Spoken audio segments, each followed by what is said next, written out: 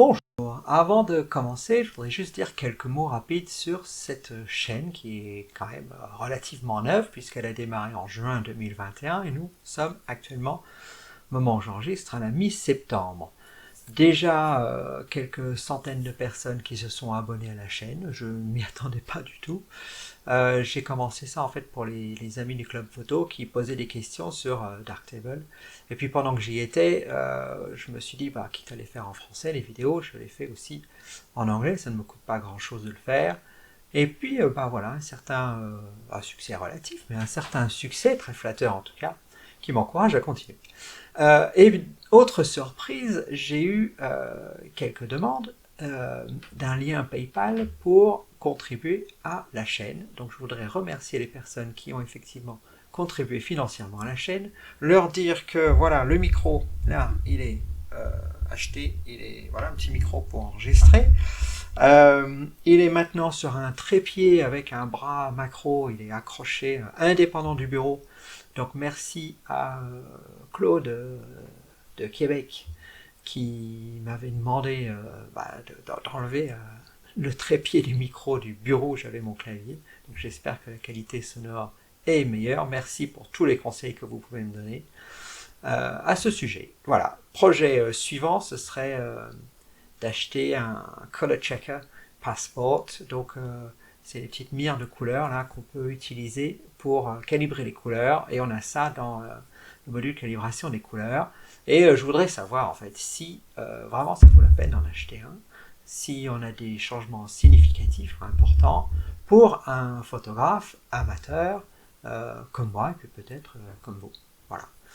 Pour en revenir à cette vidéo-ci, je vais faire un récapitulatif du flux de travail relatif à la scène, qui est la spécificité de Darktable par rapport aux autres logiciels comme Lightroom, Capture One, Photoshop et finalement tous les autres, qui sont des flux de travail relatifs à l'affichage. Il y a beaucoup de questions sur le rôle de Filmic, sur quel module il faut utiliser, combien de temps est consacré, et quel module fait quoi, voilà. Donc je voudrais juste prendre aujourd'hui une photo, petite vidéo rapide, une photo, je vais essayer de ne pas être trop technique, et juste montrer le rôle de chacun des modules, montrer quelques modules que vous pouvez utiliser pour éditer une photo tout en respectant ce mode de travail qui est relatif à la scène. Voilà, je m'appelle Nicolas et on y va ensemble. Alors, voilà donc la photo qui, comme promis, on va éditer avec un flux de travail relatif à la scène. Alors, quand on allume Darktable, qu'on va dans la chambre noire, on voit déjà qu'il y a un certain nombre de choses qui sont faites. C'est-à-dire qu'on n'a pas, comme on entend des fois, une photo brute de capteur. Parce que brute de capteur, ça ne veut pas dire grand-chose. Si on était brute de capteur, déjà on aurait une image toute verte. Il y a déjà un dématrissage qui est fait, correction d'exposition et Filmic. Alors c'est toujours Filmic qui semble poser des problèmes, en tout cas dans les questions que j'ai, alors que Filmic finalement c'est celui qui est, j'ai envie de dire, le plus simple à utiliser, puisqu'en fait il travaille tout seul. Filmic, imaginez que c'est votre ceinture autour de votre taille. La ceinture, elle est faite pour que voilà, ça tienne tout. Hein, on va prendre cette image-là. Quelle que soit la quantité que vous mangez ou vous donnez à manger, tous les modules que vous allez donner à manger à votre photo, Filmic, c'est la ceinture qui fait en sorte que voilà, tout rentre. Voilà. Éventuellement, si vous en mangez beaucoup trop, Filmic, il va falloir desserrer d'un cran, peut-être. Mais globalement, voilà, une fois qu'on a mis sa ceinture le matin, on n'y touche pas. Enfin, je pense qu'on en est à peu près là. Voilà pour une image. Donc Filmic, en fait, une fois qu'il est mis, il est mis. Alors, comment ça marche? Je fais juste un petit rappel du flux de travail relatif à la scène. Relatif à la scène, donc une fois que le dématrissage est fait, vous avez un profil de couleur d'entrée qui n'est pas du tout le REC 709, mais le REC 2020 linéaire, qui est un espace de couleur linéaire. Je vais juste rappeler l'espace de couleur. Je vais faire vite, hein, j'avais dit que je faisais pas technique. Mais voilà, si je, dans Affinity, voilà l'espace de travail sRGB. sRGB, c'est celui qu'on utilise tout le temps pour toutes les photos sur Internet. Voilà, c'est-à-dire qu'un espace de travail, c'est quoi? C'est un ensemble de couleurs qu'on peut montrer. C'est-à-dire que l'univers ne consiste que de ça, je ne vois que ça.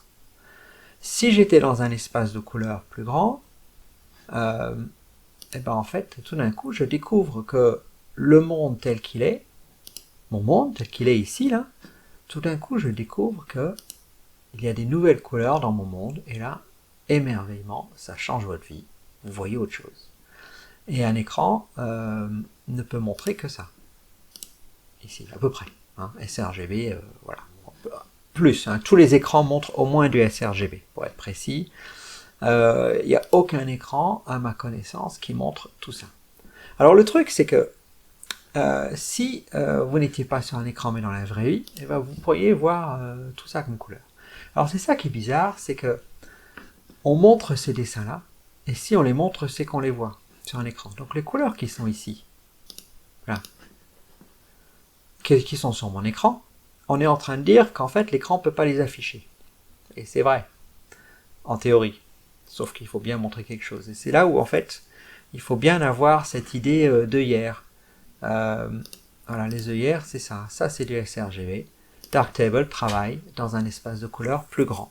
Mais il n'empêche qu'à la sortie, quand vous avez fini votre travail, il va falloir que Darktable fasse un travail supplémentaire qui est en fait de pousser les couleurs ici qui débordent et les pousser là-dedans. Mais ça, c'est pas Filmic qui fait, c'est votre profil de couleur de sortie que j'ai choisi ici comme sRGB, mais vous pouvez prendre Adobe RVB, vous pouvez les, enfin, voilà, il y a plein de choix, moi je laisse en sRGB. Deuxième chose avec le flux de travail de Darktable, c'est la luminosité. Sur un écran, un pixel va du noir au blanc.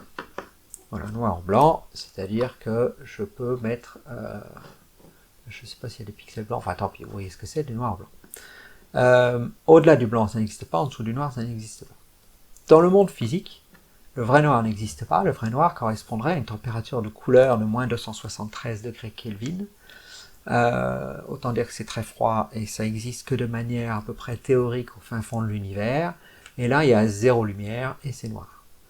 Et en théorie aussi, on peut monter jusqu'à une luminosité voilà, illimitée. Alors que quand on est dans un flux de travail relatif à l'affichage, on est entre 0 le noir et 1 le blanc. 1 pour 100% de ce que peut afficher un écran, donc 0 et 1. Darktable permet d'avoir des luminosités de 1,5, 2, 2,5, 10, 100, enfin voilà, en théorie, c'est pas limité. Alors, en quoi c'est intéressant? Parce que si, par exemple, ici, je suis dans Affinity, je fais un module d'exposition, et je pousse l'exposition, voilà, de plus de 10 et quelques. Je surexpose, en fait, plein de couleurs, et puis les autres, ont perdu leur couleur, hein, parce que c'était vert, c'est devenu bleu, enfin bon, c'est devenu très moche, ça ressemble plus à rien. Mais si je refais un deuxième module d'exposition au-dessus, je me dis, tiens, puisque là je suis à plus 10, si je fais moins 10, je reviens au point de départ. Je fais moins 10, je suis même pas arrivé à moins 10, et là j'ai un écran noir. C'est-à-dire qu'en fait, dans le flux de travail relatif à l'affichage, une fois que vous avez cramé vos pixels, ils sont cramés. Ils ne reviendront pas une fois que ça a dépassé 1, c'est comme si c'était écrasé au plafond. Ils n'avaient pas dépassé le plafond du 1. Donc lorsque vous leur rajoutez après une exposition de moins 10, en fait ils descendent déjà au plancher, très vite, et puis ça devient noir, enfin le plancher c'est noir, le plafond c'est blanc, vous avez bien compris le truc. Donc, et Darktable permet, dans sa construction, de garder en mémoire, il peut très bien afficher ça à un moment donné parce que, faut pas exagérer, il peut pas afficher des plages dynamiques trop grandes, il n'empêche que dans son flux de travail, si après vous lui rajoutez une exposition contraire, il reviendra exactement au point de départ. Ça, c'est très important lorsqu'on développe une photo. Alors je vous ai dit ici, Darktable fait un certain nombre de choses automatiquement. Tout ça, c'est parce que ça nous sert de point de repère. Je pourrais très bien décocher Filmic calibration des couleurs, exposition et puis balance des blancs et puis dire ah bah ça ressemble un petit peu plus. Et encore elle est dématricée la photo. Mais on n'a pas envie de partir de là en fait. Très clairement, moi j'ai envie de partir d'une photo qui est certes peut-être terne et pas développée, mais je veux quand même partir de quelque chose qui ressemble à la photo. Et je sais que la première chose que je vais faire en fait, ça va être d'activer et de régler ces modules-là avant d'en rajouter d'autres. Tous les logiciels font ça. Darktable, au moins, il ne vous cache rien. Là, j'ai le même chat dans Capture One. Là, il y a plein de choses qui sont déjà faites. La balance des blancs est faite. Il y a une correction d'exposition, alors que vous voyez ici, mes expositions 0. Il y a un profil de couleur d'entrée qui a été fait. Il y a du contraste, il y a de la netteté, il y a du contraste local qui sont ajoutés d'office. La différence, c'est que je ne sais pas du tout ce qui a été fait. Juste pour atténuer un petit peu ce que j'ai dit par rapport à le flux relatif à l'affichage. Ici, on est clairement dans un flux relatif à l'affichage, mais comme je suis sur un fichier RAW et pas comme sur un fichier JPEG dans Affinity, et que Capture One, c'est quand même un logiciel qui est professionnel et qui fonctionne très bien, si j'ajoute par exemple de l'exposition là, donc là je crame mes blancs, hein, ça c'est clair, ici je mets le rouge là où c'est surexposé, donc on peut penser que maintenant c'est surexposé, voilà, en fait ça ne l'est pas. Voilà, c'est pas perdu, je peux récupérer les choses, je peux avec par exemple ici avec un outil niveau, je peux récupérer à peu près ce que j'ai.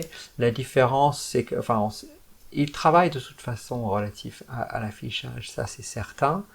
On ne sait pas dans quel ordre il fait les choses en fait. On ne sait pas dans lequel est fait en premier, entre l'exposition, entre les niveaux, entre récupérer les hautes couleurs, les hautes lumières. Bon, ce qui est sûr, c'est qu'on a moins de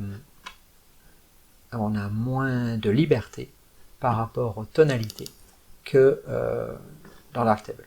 Voilà, c'est un très bon logiciel, je m'en sers en fait quand je fais des photos de famille, quand j'ai 150 photos de famille à faire, je trouve que ça va plus vite que Darktable, donc je l'utilise et je trouve très bien ce logiciel, c'est vraiment pas une critique. Revenons à Darktable. La première chose qu'on va faire, c'est de régler les modules de base pour avoir une image correcte. Donc typiquement, je vais commencer par l'exposition. Ici, donc, je vais allumer la petite ampoule qui va me mettre un bord blanc, donc du gris moyen, un bord blanc et la photo. Ça me permet de voir un petit peu, surtout quand je suis dans une pièce sombre le soir, de savoir où est le blanc, parce qu'on peut très vite se perdre avec cette histoire de blanc.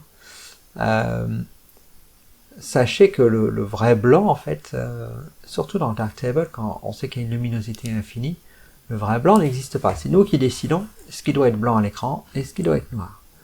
Donc l'exposition, je peux augmenter l'exposition jusqu'à avoir, voilà, ça on a l'impression, voilà, c'est trop clair, ça c'est trop foncé, donc je fais pouf pouf, voilà, un truc qui ressemble à une exposition correcte.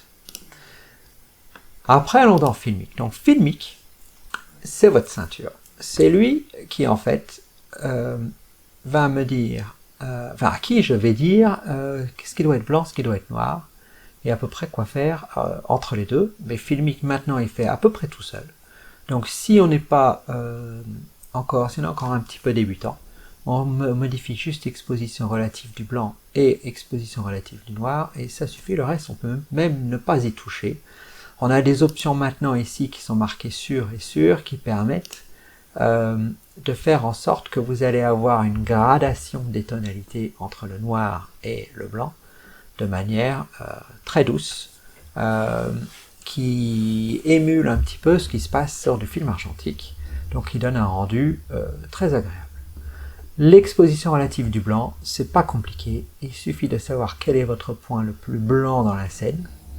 Donc des fois je le vois, des fois je suis pas très sûr. Je peux demander sur la pipette, voilà, à Darktable de trouver le point le plus blanc. Et ça marche pas mal. Souvent, j'ai toujours envie de revenir un petit peu en arrière. Et en fait, qu'est-ce que je suis en train de dire ici, très clairement? Si le 0, c'est ce qui correspond au gris moyen, ce que j'ai réglé en fait avec le module exposition. Le gris moyen, donc 50% de luminosité dans ma scène, 18% relatif à l'affichage. Si ça vous parle pas, j'ai fait une petite vidéo sur Filmic, vous pouvez aller voir, ça explique tout ça. Bon, peu importe. Le point orange, on n'y touche pas. Je dis juste qu'à 4 indices de lumière, 4V ou 4IL, au-dessus de ça, c'est ce que je veux être blanc, je souhaite que ce soit blanc sur mon image finale, sur l'écran. Voilà, c'est tout. Et sur le noir, là pour l'instant je dis qu'un moins 7, donc 7 en dessous de mon gris moyen, je veux que ça s'affiche en noir. Donc à peu près on est là. Hein. Si je recule ici, bah, je dis que ce qui est à 7, je vais peut-être enlever juste la petite ampoule là que vous voyez. Voilà, ce qui est à moins 12 doit être noir. Donc maintenant ce qui était à moins 7 va être un gris foncé, et ce qui est à moins 5 va être un gris moyen. En fait, il va faire une transition entre les plages. Voilà, je vous montre rapidement. Si on clique là, on l'a. Ici, en fait, un affichage va de 0 à 100. Le gris moyen, il est à 18% du gris. Mais attention, parce qu'on n'a pas beaucoup de plage dynamique. En fait, entre le gris moyen et le blanc, on en a beaucoup plus entre le gris moyen et le noir. C'est comme ça que ça se passe sur un affichage. On n'y peut rien. Voilà, ça peut pas changer ça. À moins 12, je mets du noir, donc en fait, entre 0 et moins 12, je mets toutes mes gradations, de gris. En fait, ça correspond pas du tout à la photo. On essaie de trouver en fait un réglage correct pour le noir, donc à peu près à moins 5 ici. Et là, en fait, le moins 5, je l'ai mis au noir, donc le moins 4, il est quasiment noir, le moins 3 c'est un gris très foncé, le moins 2 bah déjà c'est un gris qu'on voit mieux là, et puis le moins 1 c'est un gris voilà, moyen foncé en fait, et Filmic va le faire tout seul, la gradation des tons relatifs à ce que vous avez trouvé. C'est tout, il n'y a pas besoin de savoir autre chose, vous faites ça à l'œil. Alors pourquoi est-ce que ça se fait pas automatiquement? D'abord parce que éditer une photo, c'est de votre choix personnel et c'est pas une machine qui doit faire ça. Sinon, vous allez dans Capture One et puis prendre des décisions pour vous, ou dans Lightroom. Pourquoi pas? C'est pas un mal, mais Darktable n'est pas fait pour ça. Deuxièmement, un point blanc, ça se mesure facilement. Pourquoi? Parce qu'en fait, il prend le point le plus clair de la photo. Ça, apparemment, ça se fait bien. Mais en regardant à nouveau la vidéo d'Aurélien Pierre, donc celui qui a écrit le module, il explique ici en fait que ce point noir, cette exposition relative, c'est très difficile à faire de manière automatique. C'est à nous, en fait, de dire au logiciel quel est le seuil entre le bruit capturé par le capteur dans les zones très sombres. Il y a du bruit électronique qui est produit spontanément par la chaleur autour du capteur, et en fait, la lumière faible qui rentre de la luminosité très faible qui rentre, et le seuil entre les deux est pas facile à trouver de manière logicielle, donc c'est l'utilisateur qui doit dire que si je vais là, en fait je suis en train d'amplifier du bruit, ici c'est devenu tout bleu, mais en fait en réalité ça ressemblait plus à ça. Donc voilà, vous réglez ça. Si vous voulez aller dans Look, rajouter du contraste, mais on peut toujours le faire avec un autre module. Et avec Latitude, on peut augmenter la saturation dans les zones sombres et claires, mais vous pouvez faire ça avec un autre module, donc à la limite, on a besoin de toucher qu'à ces deux choses-là. Donc voilà ma photo réglée en flux relatif à la scène avec les modules de base. Maintenant, la photo n'est pas finale. Éditer une photo, finalement, c'est quoi? C'est faire des choix sur les luminosités et faire des choix de couleurs. Les choix de luminosité, il y en a une infinité, on va avoir deux grandes familles. Soit je veux une gradation très douce entre les noirs et les blancs, et c'est ce qu'on fait, c'est ce qu'on a quasiment ici, donc c'est une image à bas contraste, soit je veux une gradation très dure, une image très contrastée en luminosité. Et puis pour les couleurs, soit je veux des couleurs qui sont douces, pastel, désaturées, voilà, soit je veux des couleurs qui sont fortes, qui sont qui impressionnent, qui sont tape à l'œil, qui sont voilà, du drame, ce que vous voulez dans votre photo. Voilà, ça c'est des choix qu'on fait à peu près, puis après on met un peu de netteté par-dessus pour que les détails se voient bien, et puis voilà, une photo c'est pas grand chose de plus que ça. Dans Darktable, on peut régler les problèmes de tonalité et de couleur séparément, et ça c'est bien, parce que une fois que c'est fait. Dans l'égaliseur de ton, ici, alors j'ai fait une vidéo sur l'égaliseur de ton, c'est un module qui peut être complexe, mais qu'on va utiliser de manière très simple ici. Dans l'égaliseur de ton, très souvent vous allez avoir un panneau, oh attention, alors c'est votre masque qui va pas, alors très simple à régler, vous avez leur masque, alors le masque c'est pour montrer en fait l'histogramme ici, vous avez leur masque et vous allez faire une compensation d'exposition du masque, et ça peut se faire automatiquement avec une pipette, un coup de pipette, et voilà. Alors, j'ai maintenant un histogramme correct. Alors, c'est pas l'histogramme de la photo, c'est l'histogramme d'un masque de la photo. Je rentre pas dans le détail ici. Ça peut marcher dans un premier temps à peu près pareil.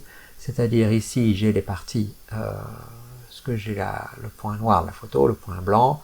J'ai 8 EV de 0 à moins 8. J'ai 8 EV de latitude. Alors, je comprends pas bien pourquoi le 0 est à droite et c'est moins 8. Je suis sûr qu'il y a une bonne raison, mais tout ce que j'ai compris, c'est que le 0 qui est là, c'est pas le 0 de Fumic. Donc c'est un peu perturbant, enfin peu importe, vous regardez pas les numéros ici. Les tons clairs, je veux les éclaircir, j'éclaircis les tons clairs, les tons sombres, je veux les assombrir, je les assombris, plus ou moins. Il y a une jolie courbe. Alors j'ai pas d'artefact, donc je peux faire...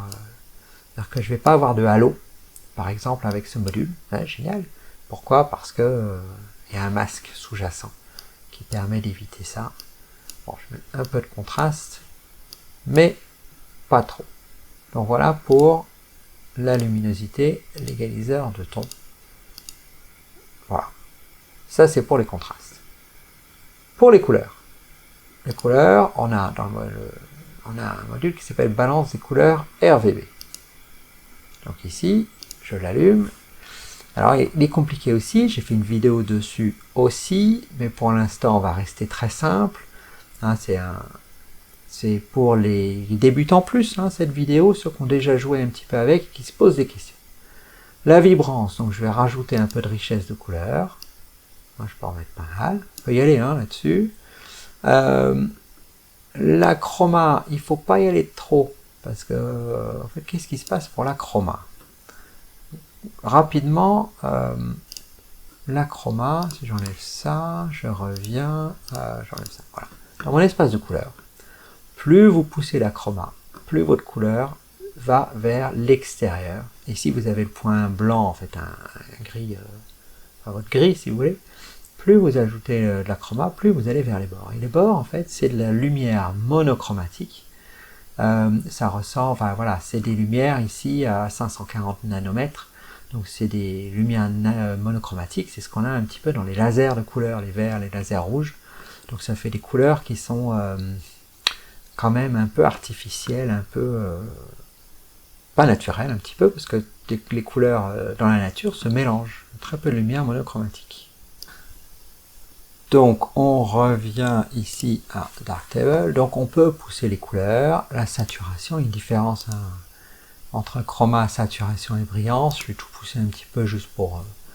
voilà, on peut faire dans les tons moyens, les tons sombres, en fait, plutôt ici, je vais mettre un petit peu plutôt dans les hautes lumières, et puis en fait ici ça me plaît pas trop, on va faire dans les tons moyens, enfin bon, peu importe, vous avez ici, on a quand même une différence, je fais pas très précisément ici dans cette vidéo. Ce que je voulais vous montrer, c'est les modules qu'on peut utiliser, comment utiliser chaque module.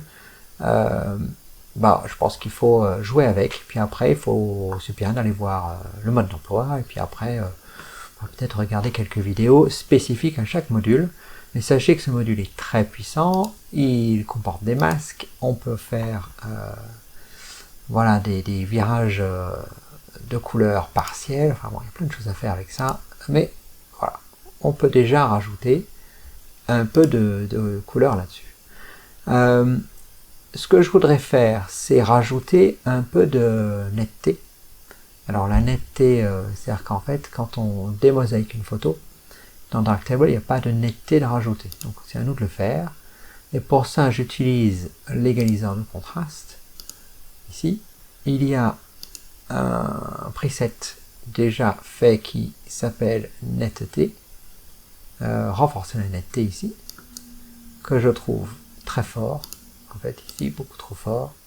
Donc ce que je fais, c'est que je vais l'atténuer en créant un masque uniforme pour me permettre d'avoir un mode de fusion. Alors dans les modes de fusion, ici j'ai tous les modes de fusion comme dans Photoshop. Mais c'est pas ce que je veux utiliser. Il faut en fait ici pour l'instant, et je pense qu'un jour ce sera d'office. Ici je suis dans les modes de fusion relatifs à l'affichage, et moi j'ai eu besoin d'être dans les modes de fusion relatifs à la scène, dans mon flux de travail relatif à la scène. Et quand on va là, en fait, on en a moins, mais on en a des nouveaux, et notamment des moyennes ici. Donc moyenne géométrique, moyenne harmonique, moyenne. Bon, moi j'avais choisi un jour moyenne géométrique parce que c'était comme ça, et c'est ce que j'utilise. Donc voilà, on a une netteté qui a été rajoutée, et je suis toujours dans un flux de travail relatif à la scène, puisque c'est avant Filmic. On va peut-être renforcer un peu la couleur des yeux, juste pour montrer qu'on peut faire pour n'importe quel module. Voilà, il y en a pour qui ça marche pas. La plupart des modules, on a un bouton ici qui permet de faire une nouvelle instance, qui permet de réutiliser ce module une deuxième fois par-dessus la première. Très souvent, on utilise ça quand on fait des masques. Et je vais faire un masque ici, donc masque dessiné. Et je vais choisir le chemin. Alors, dans les masques dessinés, j'utilise quasiment toujours des chemins. Et en fait, on fait clic gauche, clic gauche, clic gauche, clic gauche, clic gauche, clic gauche. Quand c'est fini, clic droit. Et je vais rechoisir ici le chemin. Clic gauche, clic gauche, clic gauche. Toc, toc, toc. Hop. Voilà. On peut donc modifier l'adoucissement. Ici, je ferai peut-être une vidéo entièrement sur les masques. On peut les modifier après coup. Ce qui est intéressant, c'est que il y a un bouton ici en bas qui s'appelle afficher les masques. Et ce qui est apparu en jaune, c'est ce que vous avez choisi pour appliquer votre module. Voilà. Si le masque paraît avec des bords un peu épais, il y a un rayon de raffinement. Ça c'est très bien. Et si les dessins là, que vous avez fait à la souris vous gênent, vous pouvez appuyer sur le petit curseur ici, montrer Edit. Donc voilà, le masque que vous avez vu, il était vite fait, c'est les yeux. Je voudrais les rendre un peu plus bleus. Donc j'appuie à nouveau sur le bouton pour afficher le masque. Voilà, il disparaît. Et je vais rajouter un peu de chroma.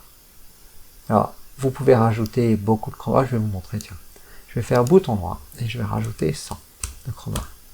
Et là, vous allez voir le bleu néon. Alors, qui n'est pas du tout naturel. Enfin voilà, se ressemble à une lumière monochromatique. Donc, trop de chroma tue votre image. Donc, soyons raisonnables.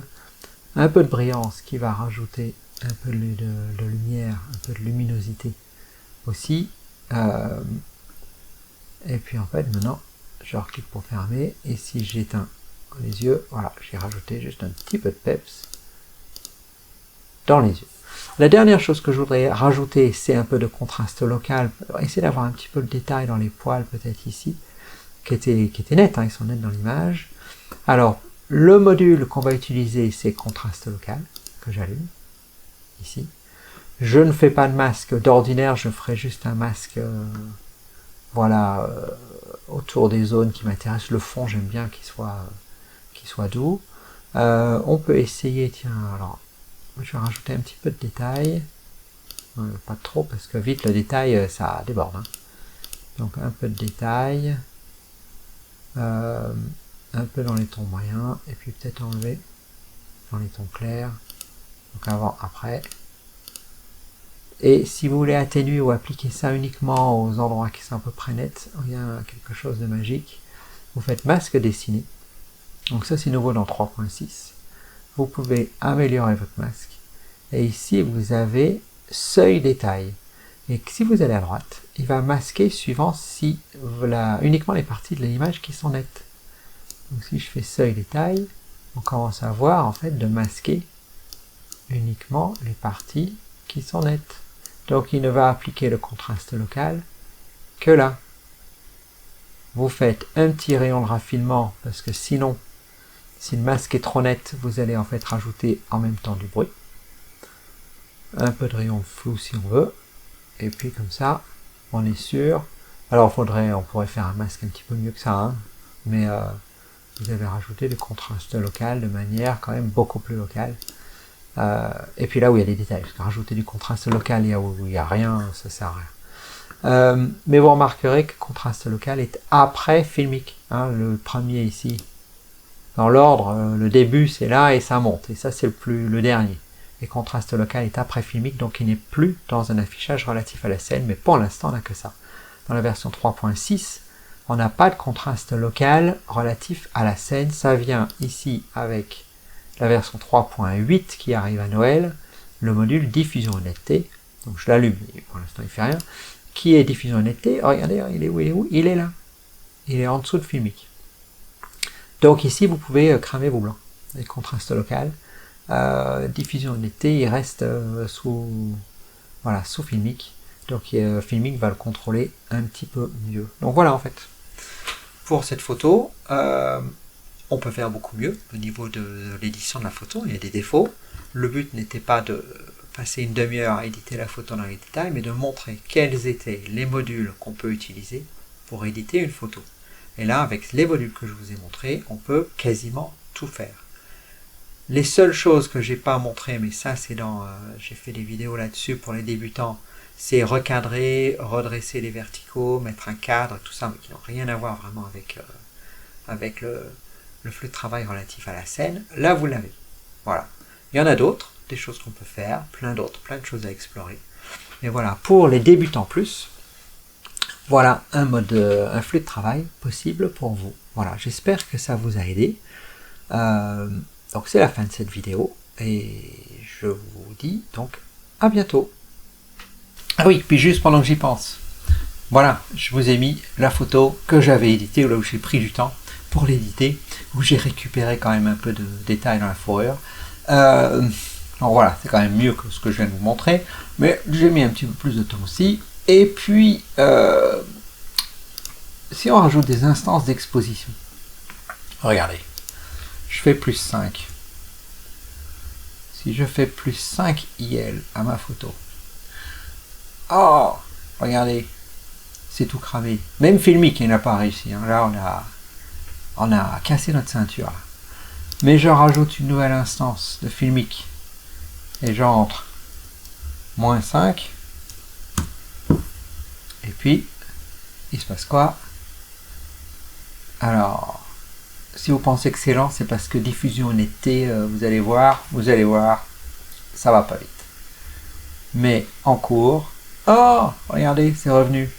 C'est pour vous montrer par rapport à Affinity tout à l'heure que même si on dépasse le 1, on récupère tout. Darktable, c'est génial. Merci aux développeurs, merci à vous de m'avoir écouté. Abonnez-vous, laissez-moi des commentaires, vos pensées, vos réflexions. J'essaierai d'y répondre. Merci et à bientôt.